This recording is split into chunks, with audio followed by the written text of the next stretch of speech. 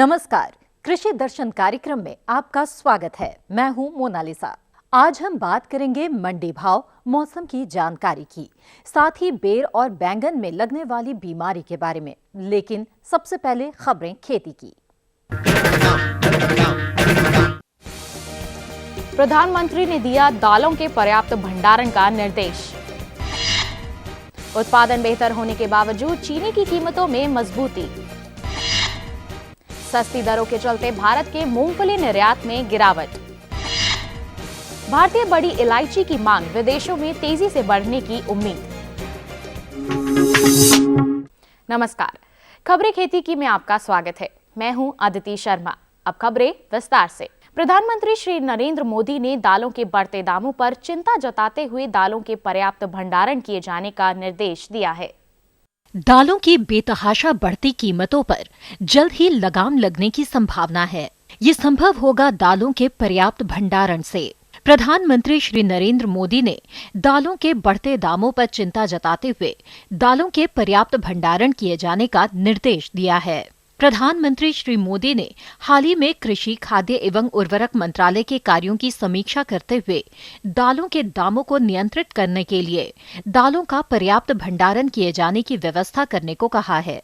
इससे पहले आर्थिक मामलों की मंत्रिमंडलीय समिति ने चालू वर्ष के लिए 1.5 लाख टन दालों का बफर स्टॉक बनाने को मंजूरी दी थी। इसके बाद सरकार ने दालों का बफर स्टॉक बनने के लिए 15,000 टन दालों की खरीद की है।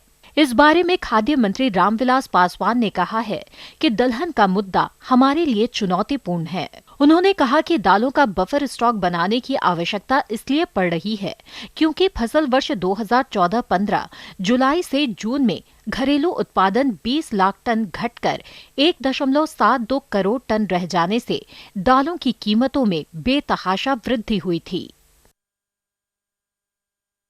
चालू पेराई सीजन में चीनी उत्पादन बेहतर होने के बावजूद चीनी की कीमतों में मजबूती बनी हुई है, जिससे मिल मालिकों को उम्मीद है कि निर्यात मांग में बढ़ोतरी होगी। चालू पेराई सीजन में चीनी उत्पादन बेहतर होने के बावजूद चीनी की कीमतों में मजबूती बनी हुई है। इंडियन शुगर मिल्स एसोसिएशन यानी इस्मा के अनुसार चीनी मिलों द्वारा गन्ने की पेराई जल्द शुरू किए जाने से इस सीजन में अब तक देश के चीनी उत्पादन में 7% का इजाफा हुआ है। इस्मा के अनुसार इस साल पेराई जल्द होने से 15 जनवरी तक भारत में 1.109 करोड़ टन चीनी का उत्पादन हो चुका है, जबकि पिछले साल समान अवधि में ये उत्पादन 1.038 करोड़ टन ही था। NCDEX में चीनी के मार्च डिलीवरी वाले अनुबंध की कीमत 49 की तेजी के साथ 3,275 रुपए प्रति क्विंटल हो गई, जिसमें 1,06,710 लॉट के लिए कारोबार हुआ। इसी प्रकार चीनी के मई डिलीवरी वाले अनुबंध की कीमत 47 रुपए की तेजी के साथ 3,363 रुपए प्रति क्विंटल हो गई, जिसमें 34,400 लॉट के लिए कारोबार हुआ। चीनी के दाम बेहतर होने से बाजार विशेषज्ञों व मिल मालिकों को उम्मीद है कि निर्यात मांग में बढ़ोतरी होगी। प्रतिस्पर्धी मूंगफली उत्पादक देशों द्वारा मूंगफली के सस्ती दरों के पेशकश के चलते भारत के मूंगफली निर्यात में गिरावट आ रही है। अंतर्राष्ट्रीय बाजार में प्रतिस्पर्धी मूंगफली उत्पादक देशों द्वारा मूंगफली के सस्ते दरों के पेशकश के चलते भारत में मूंगफली निर्यात में गिरावट आ रही है।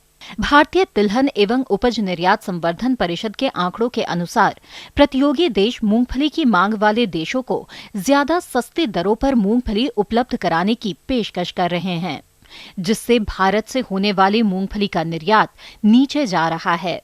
अफ्रीका, अर्जेंटीना, ब्राजील और अमेरिका जैसे प्रतिस्पर्धी देश मूंगफली के लिए 950 से $1,100 प्रति टन की पेशकश कर रहे हैं, जबकि अंतर्राष्ट्रीय बाजार में भारतीय मूंगफली की कीमतें 1,000 से $1,159 प्रति टन चल रही है।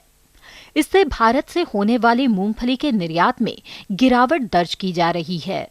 आंकड़ों के अनुसार 2014-15 के दौरान भारत ने 7,08,390 टन मूंगफली का निर्यात किया था, 2015-16 के पहले 7 महीनों में देश का निर्यात 2,19,739 टन तक पहुंचा है, जबकि पिछले साल इसी अवधि में ये 2,81,898 टन था। सिक्किम को जैविक खेती वाला राज्य घोषित किए जाने के बाद मसालों का जायका बढ़ाने में मददगार भारतीय बड़ी इलायची की मांग विदेशों में तेजी से बढ़ सकती है। सिक्किम को जैविक खेती वाला राज्य घोषित किए जाने के बाद यहां पर बहुतायत से पैदा की जाने वाली बड़ी इलायची की मांग में तेजी से इजाफा हो सकता है। भारतीय मसाला बोर्ड के अनुसार जैविक रूप से पैदा की जाने वाली बड़ी इलायची के विदेशों में बड़ी संख्या में प्रीमियम श्रेणी के उपभोक्ता हैं। जैविक राज्य घोषित किए जाने के बाद यहां पैदा होने वाली इलायची की मांग में बढ़ोतरी होने के संकेत हैं। इसका कारण है कि रासायनिक उर्वरक के जरिए पैदा होने वाली बड़ी इलायची के मुकाबले जैविक खाद से पैदा होने वाली बड़ी इलायची के लिए विदेशी अधिक धन देने को तैयार हैं। सिक्किम में बड़ी इलायची की खेती करीब 17,000 हेक्टेयर में होती है। इससे करीब 4,000 टन बड़ी इलायची की पैदावार होती है, जो भारत के कुल सालाना उत्पादन का लगभग 90% है। मसाला बोर्ड के अनुसार चालू वित्त वर्ष की पहली छमाही में हिमालय के एक खास हिस्से में उगाई जाने वाली इस खुशबूदार मसाले के निर्यात से देश को 20.11 करोड़ रुपए की कमाई हुई है। इसमें आने वाले महीने में तेजी से बढ़ोतरी होने की उम्मीद है। खेती किसानी में मौसम का महत्वपूर्ण योगदान होता है। देश की अधिकतर खेती मौसम पर ही आधारित है और मौसम की सही जानकारी होने से किसान अच्छा फसल उत्पादन करने में सफल होता है। तो आइए अब लेते हैं मौसम की जानकारी और कृषि परामर्श।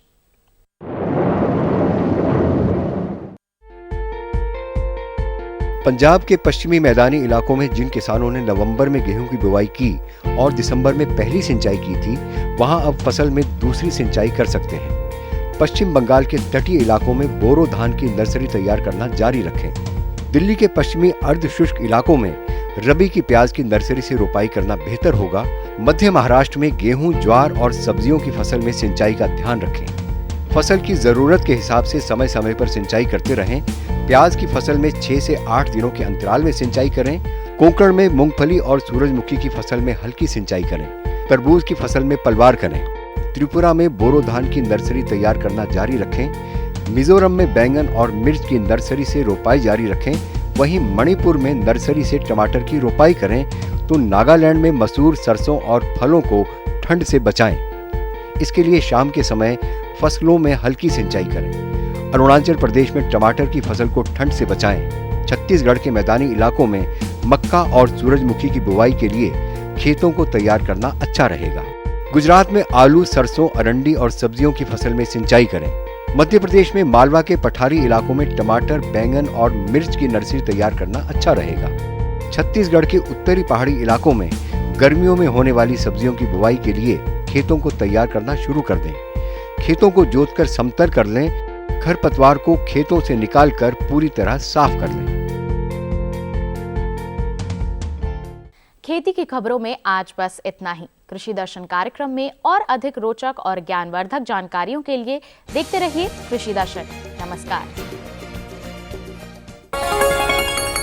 कार्यक्रम में वक्त है एक छोटे से ब्रेक का। ब्रेक के बाद जानेंगे भारत के बहुत ही प्राचीन एवं लोकप्रिय फल बेर के बारे में। लेते हैं एक ब्रेक।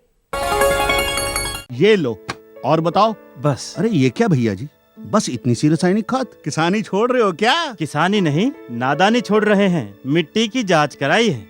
अब तो लालाजी जितनी जरूरत है उतने ही उर्वरक खेत में डालेंगे। हाँ, किसान भाई आज ही अपने जिले की नजदीकी भूमि परीक्षण प्रयोगशाला में मिट्टी की जांच जरूर करवाएं और मिट्टी में पोषक तत्व, नमी व पौधे के विकास को देखते हुए केवल जरूरत के अनुसार ही पोषक तत्व डालें। और हाँ, मिट्टी में गंधक, जस्ता, बोरोन जैसे सूक्ष्म पोषक तत्वों का पता लगाना भी न भूलें। उर्वरक और जैविक खाद के सही उपयोग से भूमि का उपजाऊपन बनाए रखें, उत्पादकता बढ़ाएं, खर्चा घटाएं और बहुमूल्य विदेशी मुद्रा बचाने में भी सहयोग दें। और हाँ, धीमी गति से नाइट्रोजन उपलब्ध कराने वाले उर्वरकों जैसे नीम लेपित यूरिया को प्राथमिकता दें और यूरिया का पत्तों पर छिड़काव करें। अरे वाह, तू तो सचमुच समझदार हो गया रे। अधिक जानकारी के लिए संपर्क करें जिला कृषि अधिकारी या किसान कॉल सेंटर।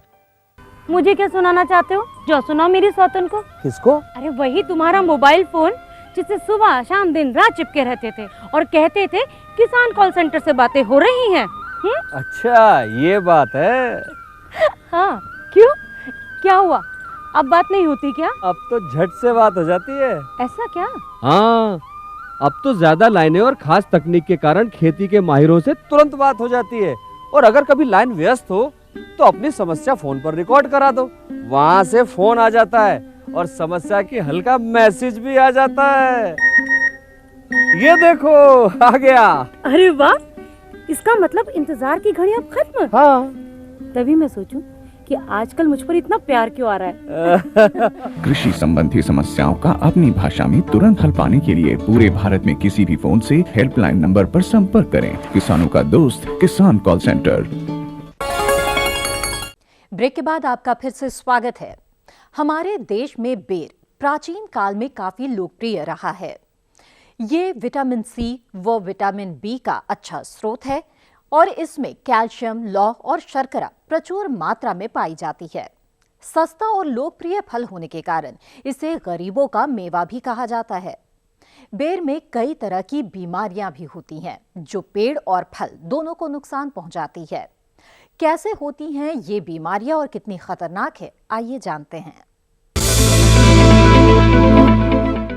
नमस्कार दयानंद जी। नमस्कार जी डॉक्टर साहब, नमस्कार। बहुत दिनों में दर्शन दिए, हम तो जो तंग ही कर दिए, इन्होंने दुखी हो गए। क्या दुखी हो गए? हमारे तो क्या परेशानी आ गई? बेरों के भी कीड़ा लग गया है। अच्छा। और बैंगनों के भी कीड़ा लग गया है। अच्छा, देखो परेशान होने की जरूरत नहीं है। आज हमारे साथ सौभाग्य से कीट विज्ञान यानी कीड़ों के विशेषज्ञ हैं। अच्छा। और ये हैं डॉक्टर हरीश जी। डॉक्टर हरीश जी, नमस्कार जी डॉक्टर साहब। अब इनसे अपन जानकारी लेते हैं। हाँ। और आपकी परेशानी दूर। हाँ ठीक है जी, ठीक है? धन्यवाद। दयानंद जी, बेरों में कीड़ा लग गया, इसके लिए परेशान होने की जरूरत नहीं है। इसके कारण को समझो और फिर उसका इलाज, एक तो बचाव कि ये नहीं लगे कीड़ा, और लग गया तो फिर उसका इलाज कैसे हो वो मैं आपको कुछ तरीके बताऊंगा। जैसे बेर के बाग में जब बेर बनना शुरू होता है तो उस टाइम फल मक्खी को मारने के लिए एक उपाय है कि 1 लीटर पानी में 100 ग्राम गुड़ लेके उसमें 10-15 मिलीलीटर मलाथियान का जो ये कीटनाशी है उसको घोल बना के, और उस घोल को प्लास्टिक की कटोरी, कोई छोटी डिब्बी, कोई मिट्टी का बर्तन छोटा कटोरी, उनमें उस घोल को डाल के और जगह जगह बेर के बाग में उसकी टहनियों पर लटका देंगे तो जो मक्खियां हैं बाग में जो फल को ख़राब करती हैं, उस घोल को पीने के लिए जिसमें गुड़ है उसकी सुगंध से उसकी तरफ आकर्षित होती हैं, और आकर्षित होने के बाद उसका जो पीती हैं जिसके अंदर कीटनाशी है तो उससे वो मर जाती हैं। तो ये उपाय एक आप स्थानीय स्तर पर, अपने स्तर पर भी खेत में कर सकते हो।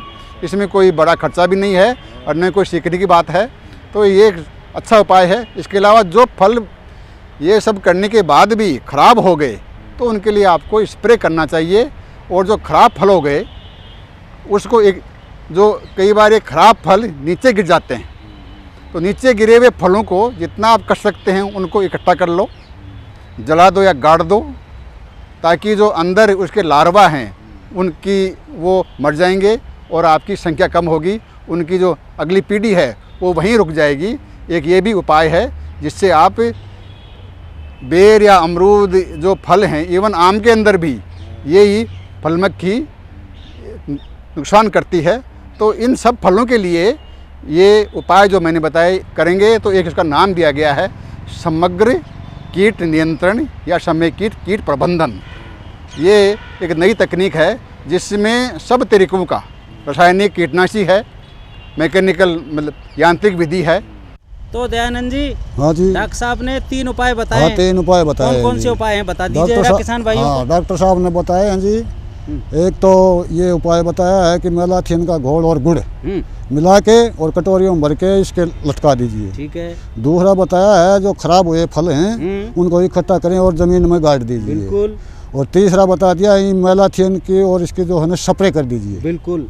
देखो दयानंद जी, हाँ जी, डॉक्टर साहब से एक बात और पूछते हैं अपन हाँ, कि दवाई तो बता दी, हाँ। लेकिन कोई ऐसा उपाय भी है बिना दवा का? हाँ, ये डॉक्टर साहब बताइए। जिससे कि जहर भी ना फैले हाँ, और कीड़ा भी मर जाए। बताइए डॉक्टर आपने साहब। बड़ा अच्छा सवाल पूछा है। हाँ।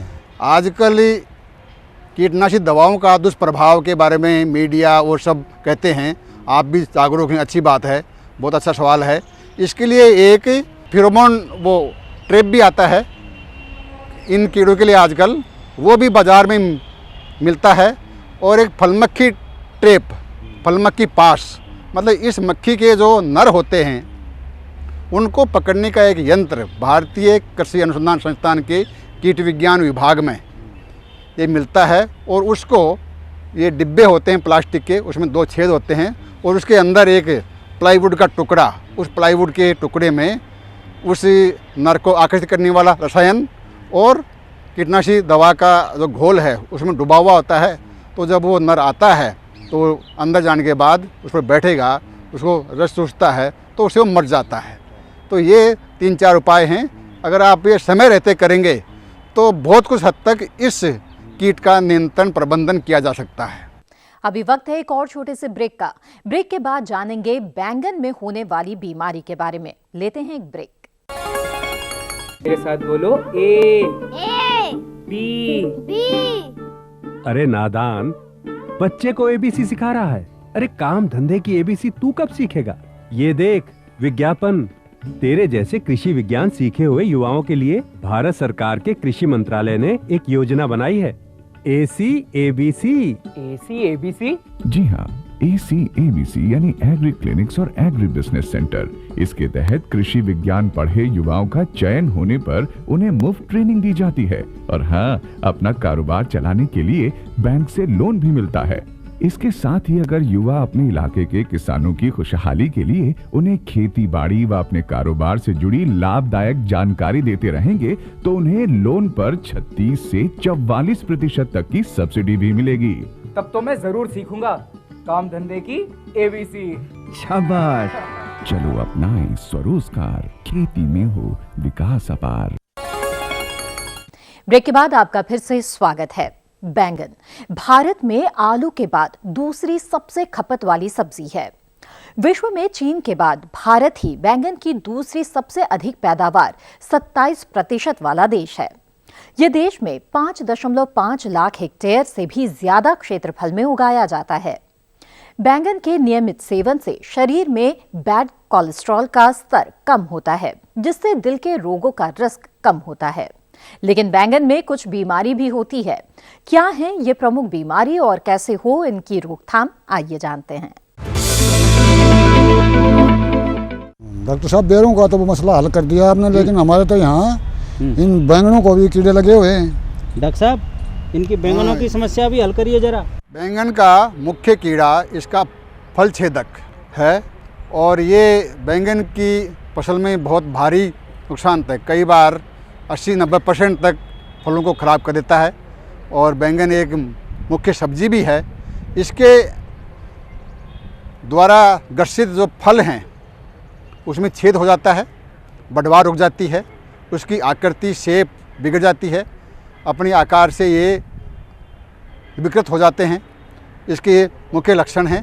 तो इसके नियंत्रण के लिए, प्रबंधन के लिए समेकित कीटनाशी विधि, जिसमें 2-3 तरीकों का, विधियों का समावेश होता है ताकि इसके नुकसान को कम से कम किया जा सके और किसान की फसल को कीटों के द्वारा नुकसान से बचाया जा सके। ये उपाय 2-3 हैं। उनमें नंबर 1 है कि सबसे पहले इस कीट को नियंत्रण करने के लिए जब फूल आना शुरू हो जाए उस टाइम ही एक कीटनाशी का स्प्रे कर दें ताकि जो अंडे या लार्वा होते हैं शुरुआत की अवस्था में वो उससे मर जाएं।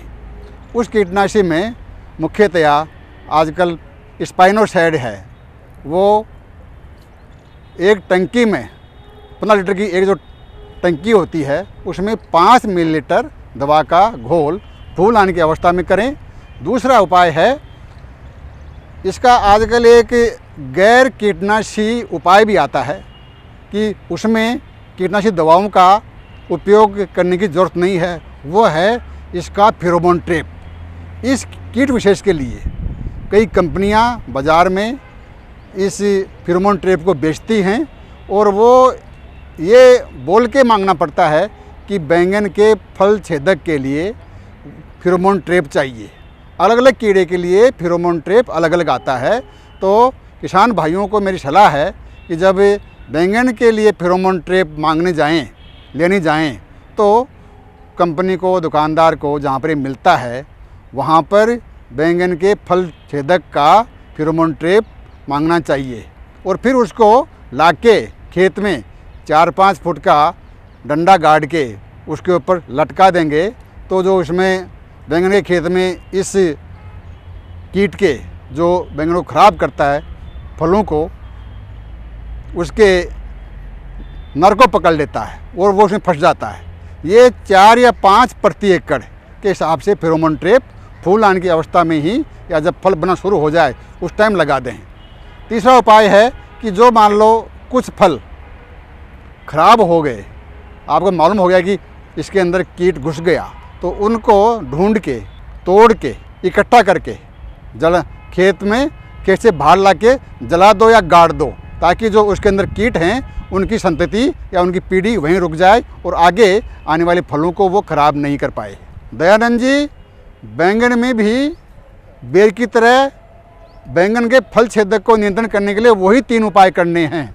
तो किसान भाइयों, देखा अपने सब्जियों में, फलों में और फसलों में कीड़े बीमारी का प्रकोप तो होता ही रहता है, इनसे परेशान होने की ज़रूरत नहीं है। जैसे अभी हमारे कीट वैज्ञानिक ने बताया, उसी प्रकार के उपाय करके और आप अपने फल, सब्जी और फसलों को कीड़े बीमारियों से सुरक्षित रख सकते हैं। और उस विधि का नाम अभी जैसा कि बताया, समेकित नाशीजीव प्रबंध, यानी आपको एक साथ 2-3 उपाय काम में लेने होंगे, केवल दवा पर ही निर्भर नहीं रहना। अभी बताया आपको फेरोमोन पास, वो भी आपको काम में लेना। इस प्रकार से समेकित नाशीजीव प्रबंध अपना करके आप अपनी फसलों को सुरक्षित रख सकते हैं।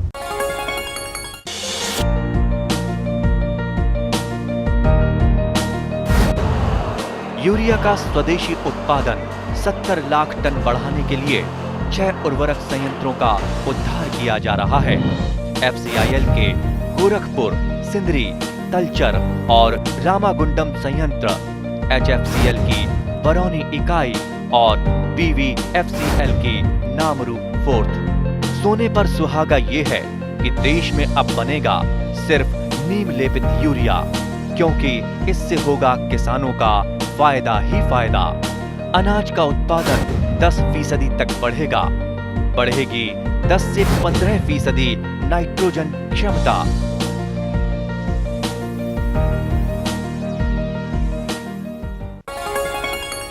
आपको हमारा कार्यक्रम कृषि दर्शन कैसा लगा? अपने सुझाव, प्रतिक्रियाएं एवं सवाल हमें इस पते पर भेजें। कृषि दर्शन, कमरा नंबर 10, CPC दूरदर्शन, खेलगांव, नई दिल्ली 110049। जुड़िए हमारे साथ ट्विटर पर twitter.com/कृषिदर्शन-DD, फेसबुक पर facebook.com/कृषिदर्शन-DD और देखिए कृषि दर्शन अब YouTube पर भी youtube.com/user/कृषिदर्शन-DD। भेजे हमें मेल कृषिदर्शन-DD@gmail.com पर। तो देखा आपने कैसे बेर और बैंगन में होने वाली बीमारी के बारे में जानकर उनकी रोकथाम कर इनकी अच्छी पैदावार कर सकते हैं। आज के कार्यक्रम में इतना ही।